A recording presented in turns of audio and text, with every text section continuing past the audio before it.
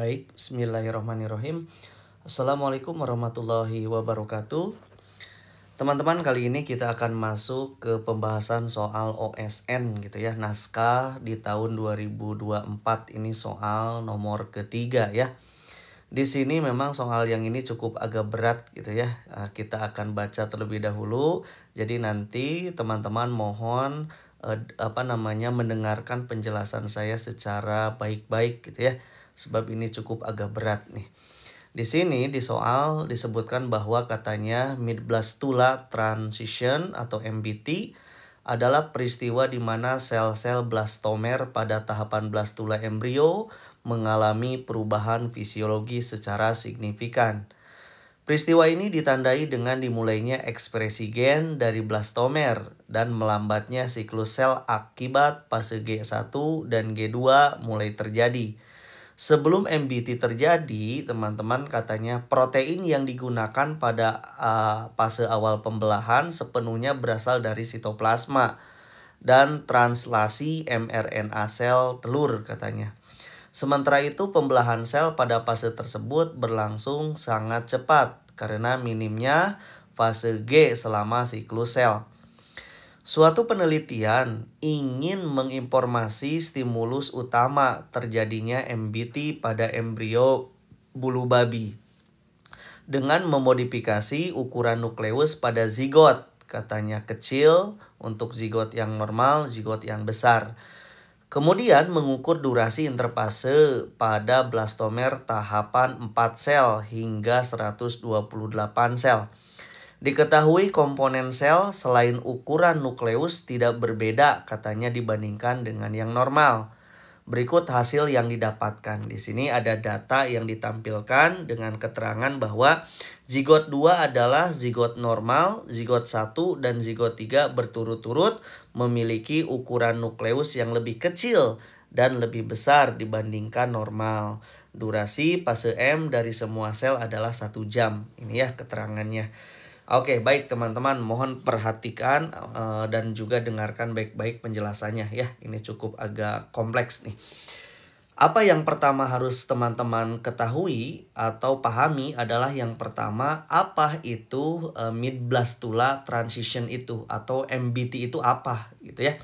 Nah, perlu diketahui sama kalian bahwa MBT ini teman-teman dia adalah tahap penting di dalam perkembangan embrio di mana terjadi perubahan besar dalam siklus sel dan ekspresi gen. Nah, itu kata kuncinya, ingat-ingat gitu ya. Perlu diingat bahwa sebelum terjadinya MBT, teman-teman, bahwa si sel-sel embrio pada fase blastomer dia akan membelah sangat cepat gitu ya. Kenapa? Karena hanya mengalami fase S saja atau fase sintesis DNA saja gitu ya. Dan ada satu fase lagi yang dilaluinya yaitu fase M atau fase mitosis gitu ya. Ini sebelum MBT. Nah, yang kedua, sebelum MBT itu biasanya teman-teman tidak ada fase G1 dan G2.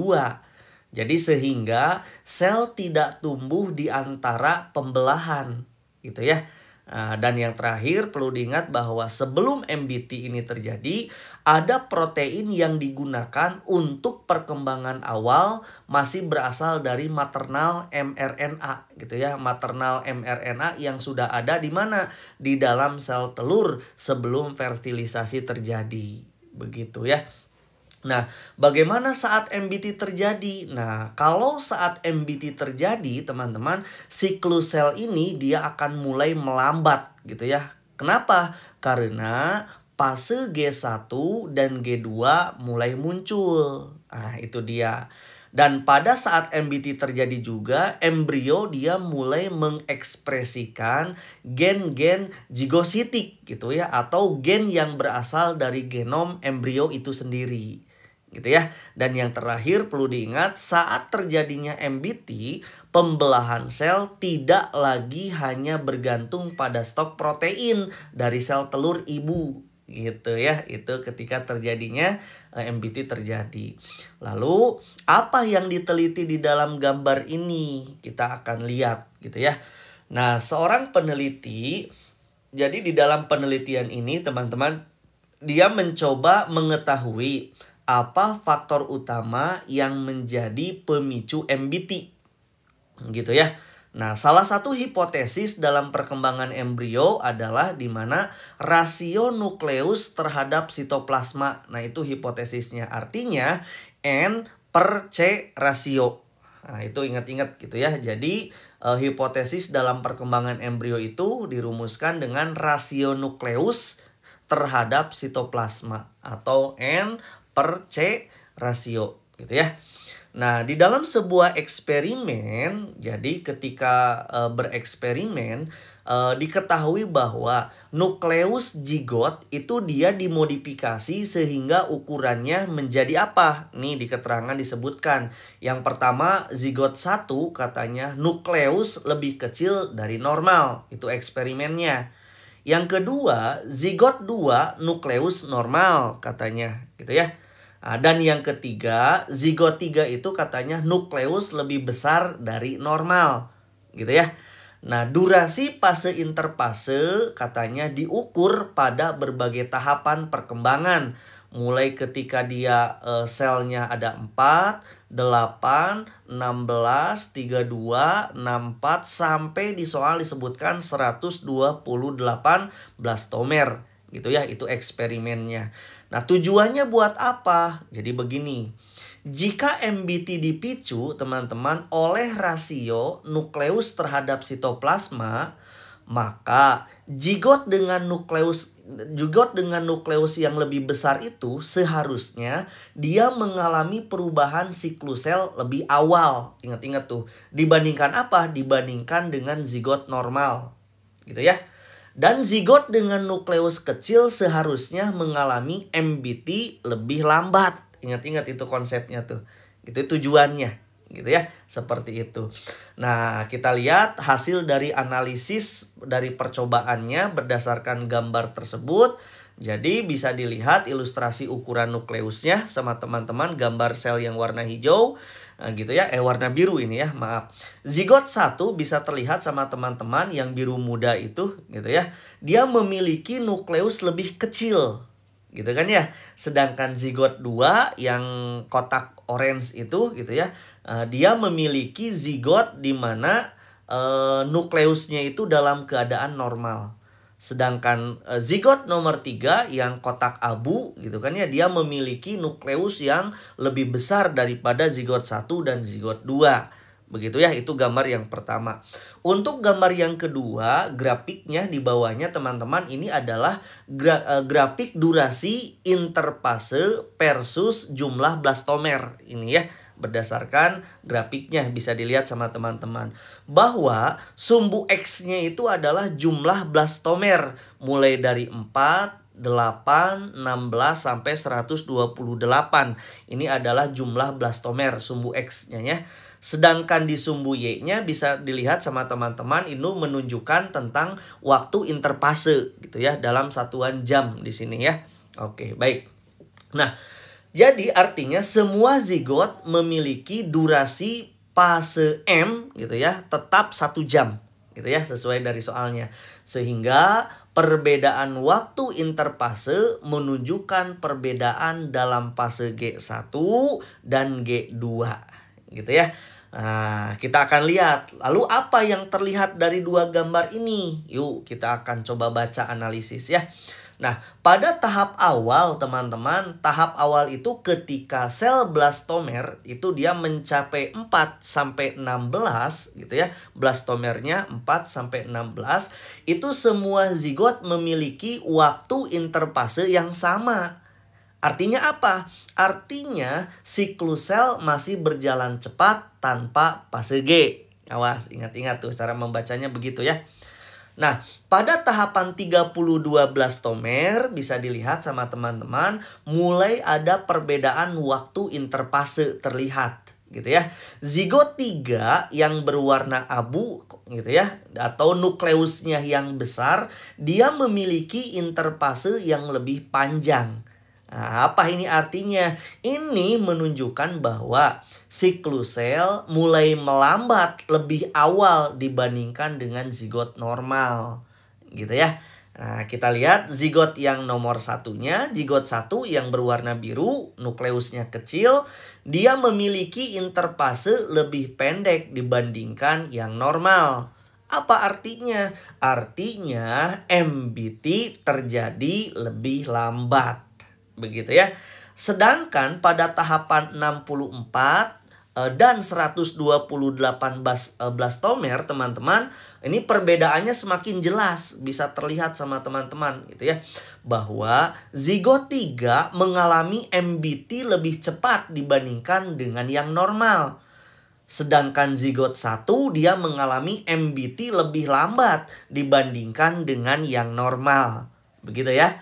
Nah, lalu apa kesimpulannya? Nah, kesimpulannya begini teman-teman.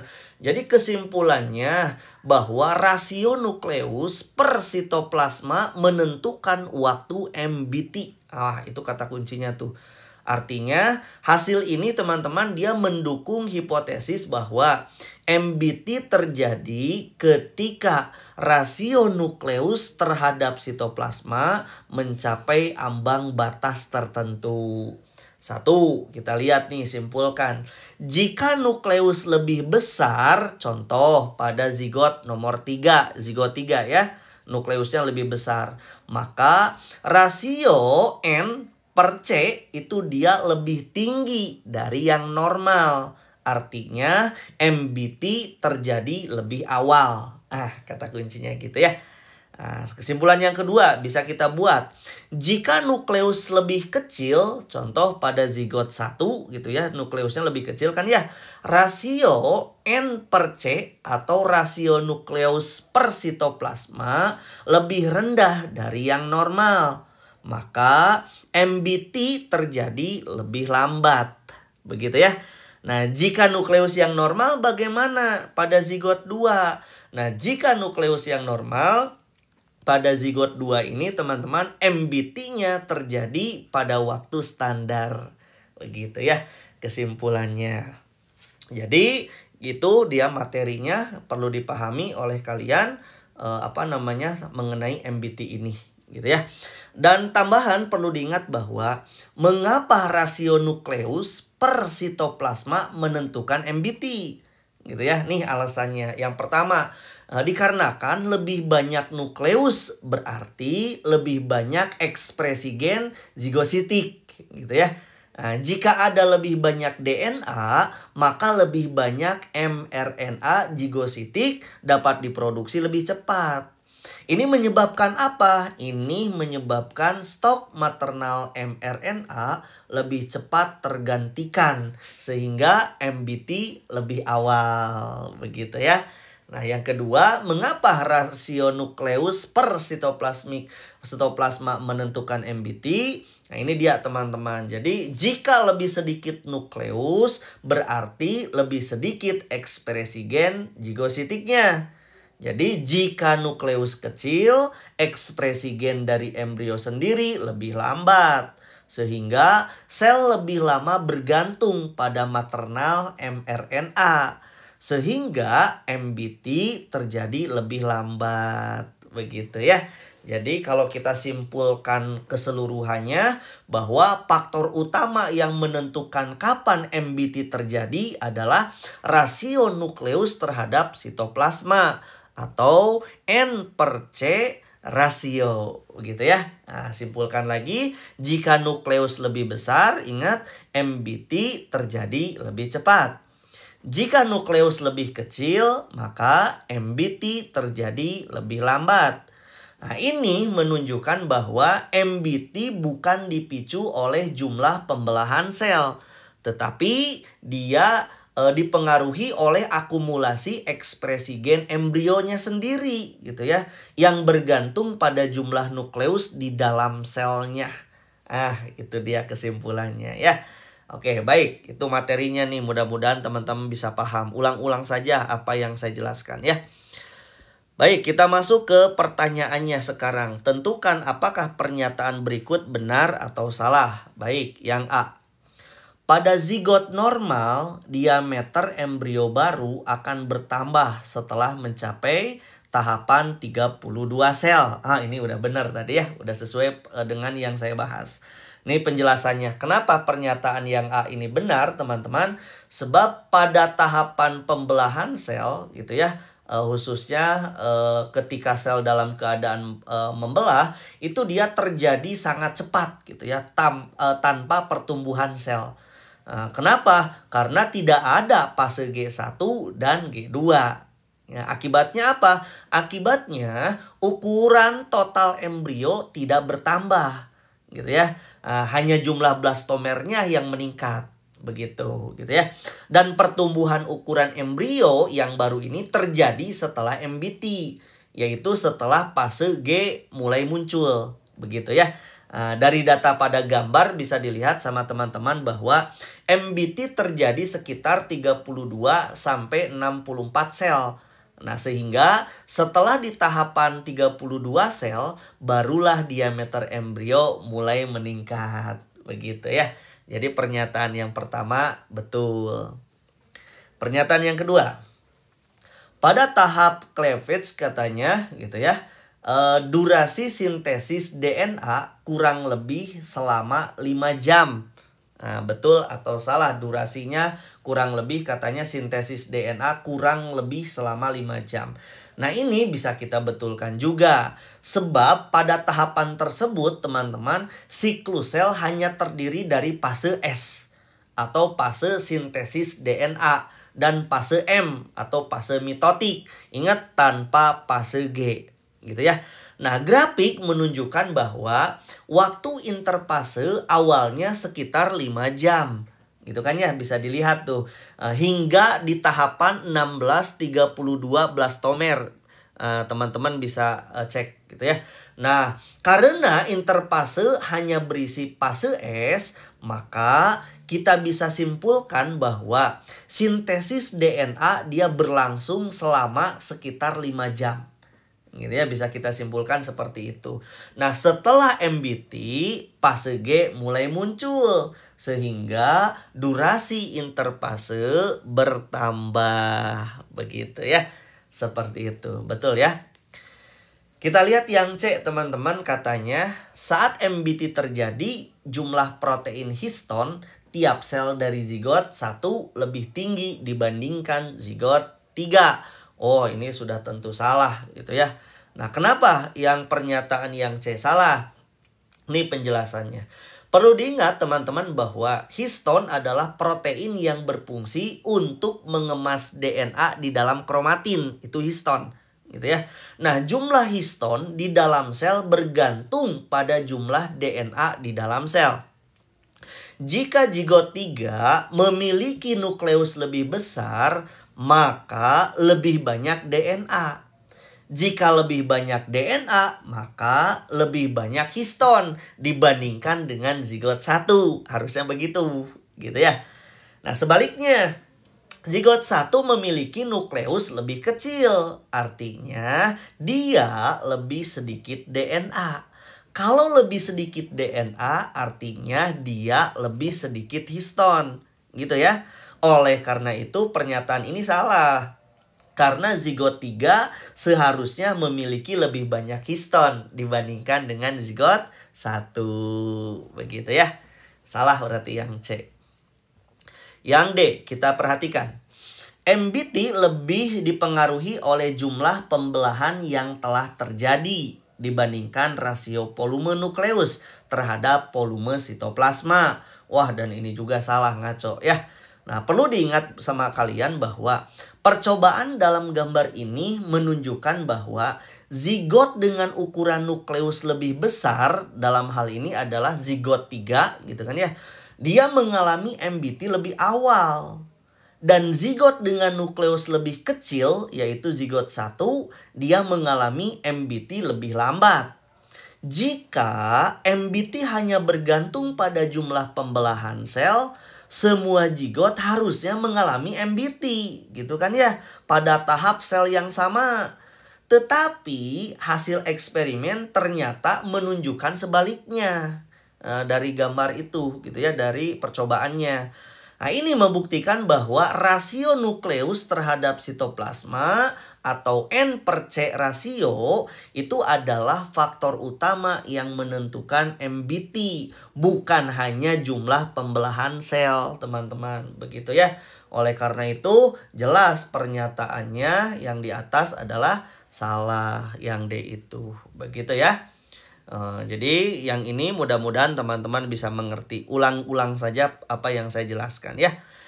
Ini dia soal nomor 3. Mudah-mudahan bermanfaat. Terima kasih. Assalamualaikum warahmatullahi wabarakatuh.